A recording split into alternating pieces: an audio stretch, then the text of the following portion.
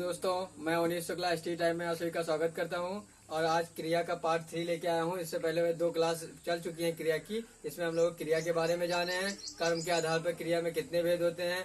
2 भेद होते हैं, सकर्मक क्रिया, अकर्मक क्रिया। उसके बाद सकर्मक क्रिया के कितने भेद होते हैं ये जाने हैं, और उसके बाद अकर्मक क्रिया के कितने भेद होते हैं यहाँ तक हम पढ़ के आए हैं। फिर अब आगे हम क्या पढ़ेंगे, तो ये पढ़ेंगे कि संरचना और बनावट के आधार पर आज का जो टॉपिक हमारा चलेगा ये समझिए, संरचना और बनावट के आधार पर क्रिया में कितने भेद होते हैं ये हम आज पढ़ाएंगे। ठीक है, तो इसके लिए हम एक ट्रिक का यूज करेंगे जिससे आपको क्या पता चलेगा कि क्रिया में भेद जितने हैं वो आपको पता चल जाएंगे। आपको रटना नहीं पड़ेगा, आसान से उस ट्रिक के सहारे आप रट सकते हैं। ठीक है, आराम से आपको तैयार हो जाएगी। ठीक है, ये देखिए, तो चलिए हम ट्रिक पहले ये करते हैं कि बनावट और संरचना के आधार पर क्रिया में कितने भेद होते हैं। ठीक, चलिए अब क्या होगा कि संरचना या बनावट के आधार पर क्रिया में भेद हमको जानना है। ठीक है, तो हमको ये पहले आपको बता दें कि कितने भेद होते हैं। 8 भेद होते हैं। कितनी क्रियाएं होती है संरचना और बनावट के आधार पर? 8 क्रियाएं होती। कौन कौन सी होंगी, मैं एक अच्छी ट्रिक दूंगा आपको, उसी से क्या होगी आपकी सारी क्रियाएं आराम से याद हो जाएंगी। ठीक है, बता दे रहे हैं कि ट्रिक कौन सी है। ट्रिक ये है कि ट्रिक का नाम क्या है कि क्रिया सपना है बाकी अपना है। कैसे याद करेंगे? क्रिया सपना है बाकी अपना है। देखिए कैसे लिखते हैं।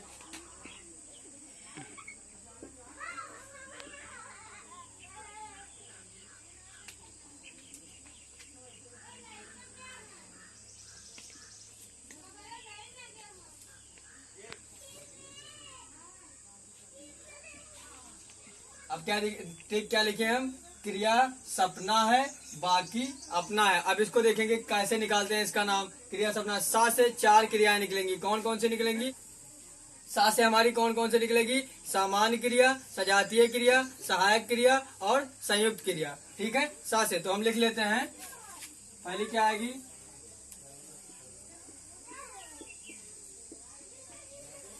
सामान्य। सा से कितनी क्रियाएं हमारी निकल के आई? 4 क्रियाएं। कौन कौन सी? सहायक क्रिया, सामान्य क्रिया, सजातीय क्रिया और संयुक्त क्रिया। इसी तरीके से पा से कितनी क्रियाएं निकलेंगी? 2 क्रियाएं निकलेंगी। कौन कौन से? पा से कितनी क्रिया निकल के आएंगी? 2 क्रिया निकल के आएंगी। कौन कौन सी निकल के आएंगी? पूर्णकालिक क्रिया और प्रेरणार्थक क्रिया। कौन कौन सी देखेंगे? पा से कौन क्रिया निकल के आएंगी? 2 क्रिया निकलेंगी हमारी। कौन सी? पूर्णकालिक क्रिया और प्रेरणार्थक क्रिया। ठीक है, तो चलिए लिखते हैं। पहली क्या होगी? ये देखिए, पा से कौन कौन सी क्रिया निकल के आए? 2 क्रिया निकली, पूर्णकालिक क्रिया और प्रेरणार्थक क्रिया। अब बात करते हैं ना की, तो ना से कितने निकल के आएंगी? 1 क्रिया निकल के आएगी। ना से हमारी नामधात क्रिया। कौन सी निकल के आएगी? नामधात क्रिया।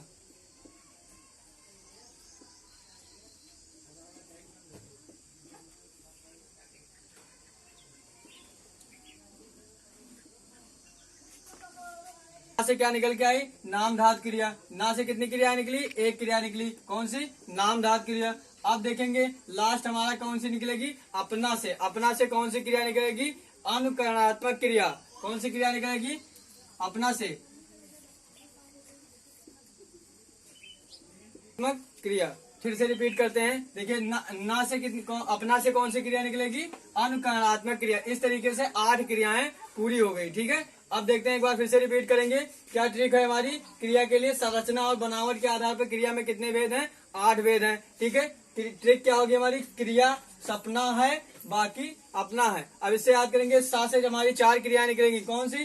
सामान्य क्रिया, सहायक क्रिया, सजातीय क्रिया और संयुक्त क्रिया। ठीक है, उसके बाद पा से कितनी क्रिया निकलेंगी? 2 क्रिया निकलेंगी। कौन सी? पूर्णकालिक क्रिया और प्रेरणार्थक क्रिया। ठीक है, उसके बाद ना से 1 क्रिया निकल के आएगी। कौन सी? नामधात क्रिया। ठीक है, उसके बाद अपना से 1 क्रिया निकलेगी। कौन सी? अनुकरणात्मक क्रिया। ठीक है, इस प्रकार क्या होगी? 8 क्रियाएं आपको एक ही ट्रिक में याद हो जाएंगी कि कौन कौन सी क्रिया है। तो आपको पता चल गया कि संरचना और बनावट के आधार पर क्रिया में 8 भेद होते हैं और 8 के नाम किस तरीके से याद करना है ये आपको तैयार हो गया। ठीक है, क्रिया याद रखेंगे कि क्रिया सपना है बाकी सब अपना है। देखिए, इसी तरीके से याद करेंगे तो आपको सारी क्रियाएं आराम से निकलेगी। आपको पता चल जाएगा कि सा से 4 क्रियाएं निकलती हैं, पा से 2 क्रियाएं निकलती हैं और ना से 1 क्रिया तथा अपना से 1 क्रिया निकलती है। इस तरीके से 8 क्रियाओं के नाम आपको आराम से याद हो जाएंगे। ठीक है, यहाँ तक ट्रिक से यूज करेंगे। अब क्या करेंगे हम? इसके बाद एक एक क्रियाओं के बारे में डिटेल में स्टडी करेंगे आगे। ठीक है, चलिए अब आगे देखते हैं। सहायक क्रिया सबसे पहले, सॉरी, सामान्य क्रिया आई है, तो अब सामान्य क्रिया के बारे में जान लेते हैं थोड़ा। ठीक है, क्या करेंगे, अब हम सामान्य क्रिया के बारे में जानेंगे। पहली हमारी कौन सी क्रिया है, सामान्य क्रिया है, तो सबसे पहले हम सामान्य क्रिया के बारे में जान लेंगे, फिर इसके बाद धीरे धीरे सभी क्रियाओं के बारे में डिटेल में अध्ययन करेंगे। ठीक है, तो चलिए पहली हमारी कौन सी क्रिया है, सामान्य क्रिया। अब सामान्य क्रिया क्या होती है ये जानिए। सामान्य क्रिया, अगर हम कर्म की बात ना करें, इसलिए हम आप पढ़ चुके हैं कि कर्म की बात कर रहे थे, लेकिन अगर हम कर्म की बात ना करें तो सभी प्रकार की क्रियाएं क्या होती हैं, सामान्य क्रियाएं होती हैं। अगर हम बात फिर से रिपीट करेंगे कि यदि हम कर्म की बात ना करें तो क्या करेंगे कि अगर कर्म की बात ना की जाए वाक्य में, तो सभी प्रकार की क्रियाएं क्या होती हैं, सामान्य क्रियाएं होती हैं। ठीक है, जैसे समझिए, जैसे मान के चलिए राधा सोती है। ठीक है, ठीक है, रोहित गाता है। ठीक है, ये तरीके, इस तरीके से जैसे राधा सोती है, रोहित गाता है, इस तरीके से वाक्य आते रहेंगे। तो ये सब कौन सी क्रियाएं हैं, सामान्य क्रियाएं। अगर हम कर्म की बात नहीं कर रहे हैं इसमें, तो सभी प्रकार की क्रियाएं क्या होती हैं, सामान्य क्रियाएं होती हैं। ठीक है, ये बात समझ में आ गई।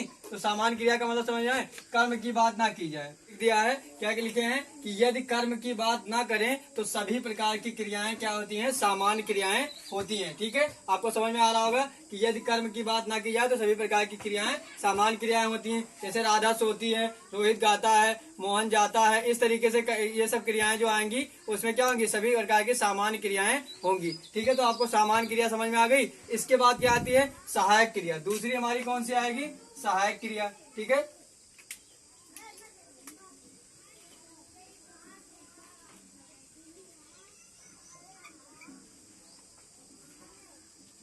अभी जान लेते हैं कि सहायक क्रिया क्या होती है। कि सहायक क्रिया क्या होती है, सहायक क्रिया क्या होती है, यह क्रिया वाक्य के अंत में लगती है तथा सार्थक अर्थ को पूरा करती है। फिर से समझेंगे, सहायक क्रिया क्या, सहायक क्रिया वह क्रिया होती है जो वाक्य के अंत में लगती हैं और सार्थक अर्थ को पूरा करती हैं। एक बार ऐसे लिखेंगे,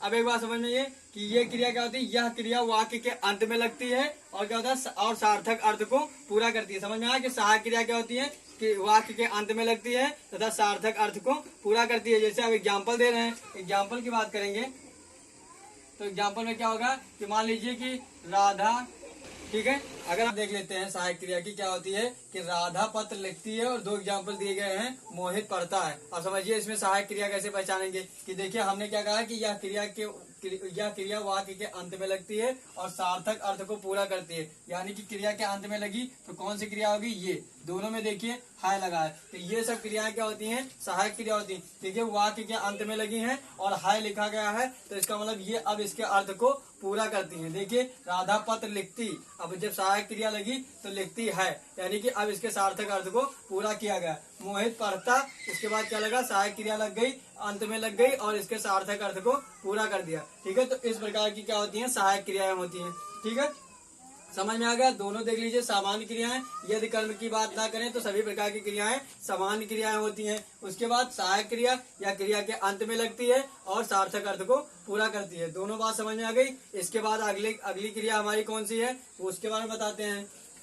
चलिए अब हमारी तीसरी क्रिया कौन सी होगी, सजातीय क्रिया। अब उसके बारे में जानेंगे कि सजातीय क्रिया क्या होती है। सामान्य और सहायक क्रिया आप समझ चुके हैं, तीसरी आ गई सजातीय क्रिया।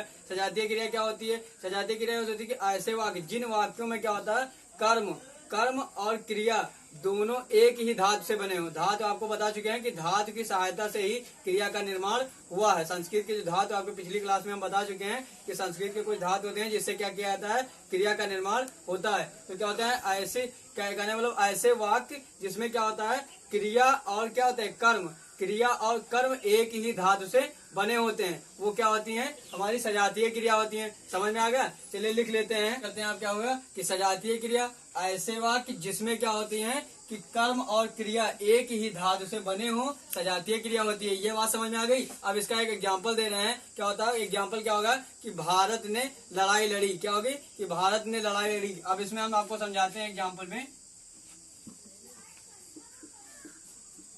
ठीक है। देखिए एग्जाम्पल क्या आया, भारत ने लड़ाई लड़ी। अब धातु क्या होते हैं, इसमें कौन सा धातु है, ये आपका क्या है, कर्म, और ये क्या है, देखिए ये क्या है, क्रिया। देखिए ये है कर्म और ये है क्रिया, कौन सी है, ये है कर्म और ये है क्रिया।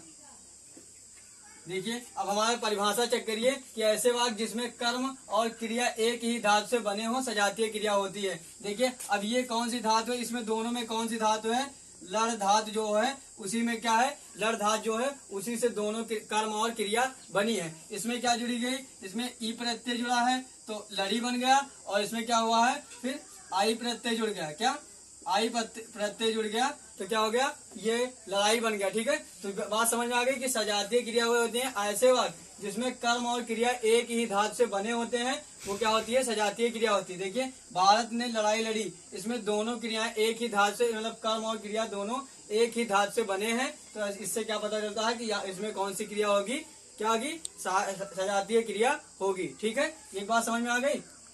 तो इसी प्रकार से जिन वाक्यों में कर्म और क्रिया दोनों एक ही धातु से बने होते हैं वहां पर सजातीय क्रिया होती है। इसके बाद हम क्या कहेंगे, संयुक्त क्रिया के बारे में बात करते हैं।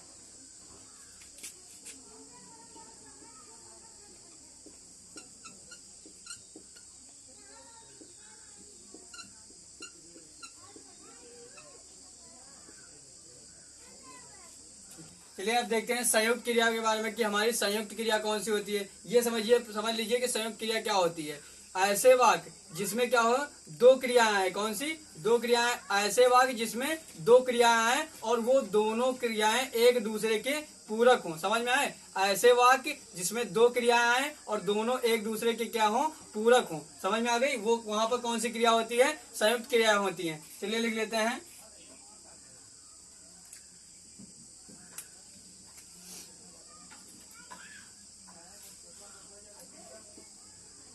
देखते हैं कि यहाँ पे हमने लिख दिया क्या, संयुक्त क्रिया क्या होती है, ऐसे वाक्य जो इसमें क्या हो, दो क्रियाएं हैं और दोनों एक दूसरे की पूरक हो, वहां पे कौन सी क्रियाएं होती हैं, संयुक्त क्रियाएं होती हैं। एग्जाम्पल हम दे रहे हैं, आपको समझ में आएगा। एग्जाम्पल से देख रहे हैं क्या होगी, एग्जाम्पल हमारा हुआ होगा कि बालक छत से कूद पड़ा। क्या कहेंगे, बालक छत से कूद पड़ा। देखिए